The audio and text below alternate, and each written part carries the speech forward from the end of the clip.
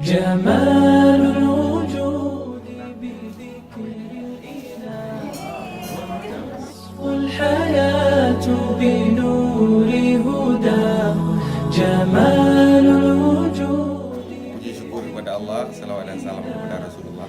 Pada hari ini kami melaksanakan akikah anak kedua kami dengan namanya Atalia Medina. Alhamdulillah, semoga menjadi anak yang salehah dan berbakti kepada kedua orang.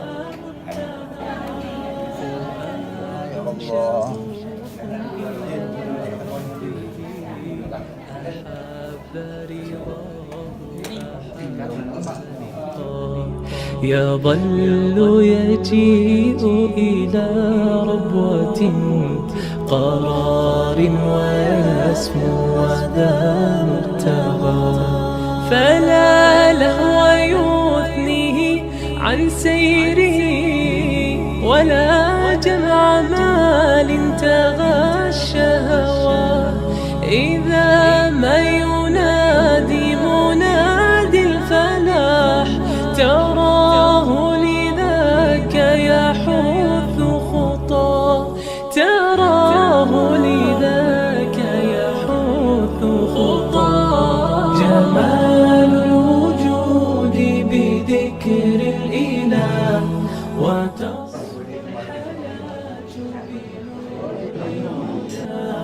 جمال الوجود بذكر الإله وتصفو الحياة بنور هداه وتطرب نفس له طاعة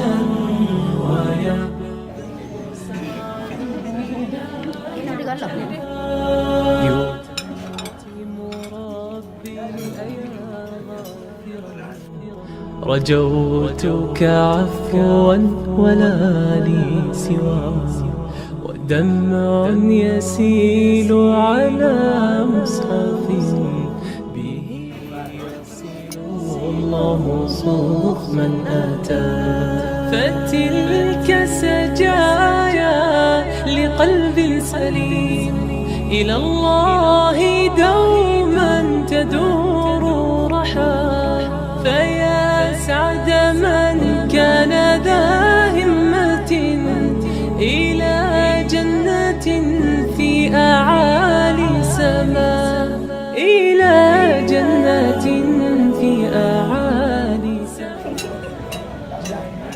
الوجود بذكر الإله وتصفو الحياة بنور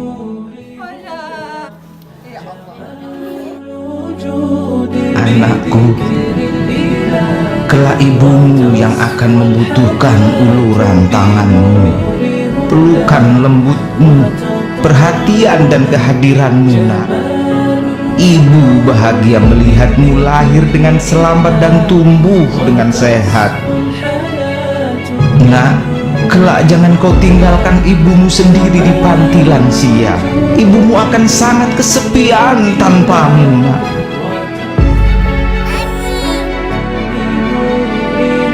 Ibumu tahu saat engkau dewasa nanti kau akan begitu sibuk. Tetapi luangkan waktu biarpun 1 menit untuk sekedar ucapkan apa kabar ibu hari ini. Itu sudah cukup membuatnya bahagia. Ibumu pasti bahagia. Ibumu pasti meneteskan air matanya saat engkau selalu memeluknya di hari-hari tuanya, nak. Menjadi apapun engkau kelak, nak, jadilah anak yang mampu membuka pintu surga bagi ayah dan ibumu, ya nak, ya.